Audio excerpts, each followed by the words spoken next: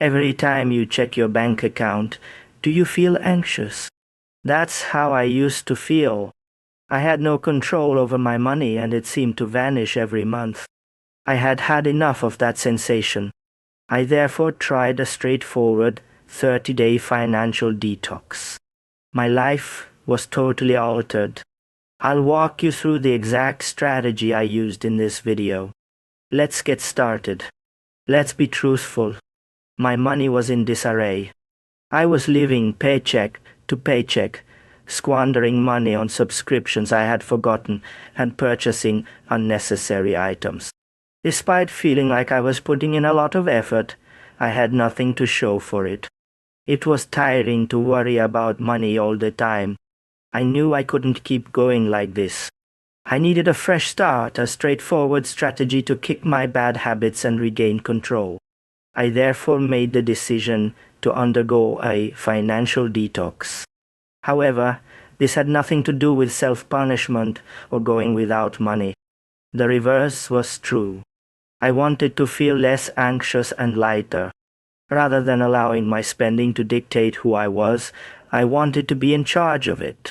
This 30-day challenge was divided into 4 easy weekly steps by me. It was a mental and behavioral reset. Allow me to explain the plan to you. I took it easy for 4 weeks during my detox. Week 1 is awareness and tracking, the foundation. I made no changes to my spending during the first week. I simply watched it. I made a note of everything I purchased, including coffee and bill payments. I didn't evaluate myself. All I had to do was see the reality. It was startling too. At last, I could see where my money was truly going. Everything that came after this realization was built upon it. Week 2 is cutting the leaks, finding easy wins. I searched for money that I was squandering in week 2 without recognizing it. I discovered some subscriptions I had completely forgotten about when I checked my bank statement. I immediately canceled them. I also established a straightforward rule. I would wait a day before making any non-essential purchases. My impulsive spending was curbed as a result. I had the impression that I was rewarding myself without putting in any additional effort. Week 3 is behavioral shifts, building new habits. By the 3rd week, I was forming constructive new habits. I set a goal for myself to prepare every meal at home. In addition to being healthier, I was astounded by the amount of money I saved.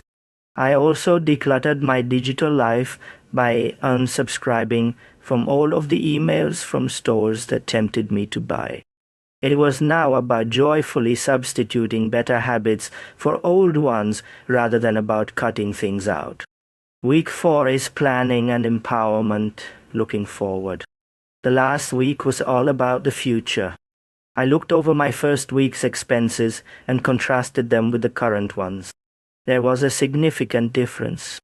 I used the money I was saving to establish a $500 emergency fund, which was my first modest financial objective. Saving felt effortless and liberating for the first time. Money was no longer a source of stress for me. I felt fully in charge and prepared for what lay ahead. What were the outcomes in the end? I saved more than $500 in just 30 days. However, the best part wasn't even the money. The true shift was in my thoughts. There was no longer any ongoing worry about money. I felt in control and at ease. I had at last changed my poor spending patterns and established a new, constructive relationship with my finances. My life was completely transformed by this easy detox. I urge you to give a 7-day detox a try. Which financial habit would you like to break? Tell me in the comments section below. Please like and subscribe to Monetive if this video was helpful. It's really helpful to me. I appreciate you watching and I hope to see you in the next video.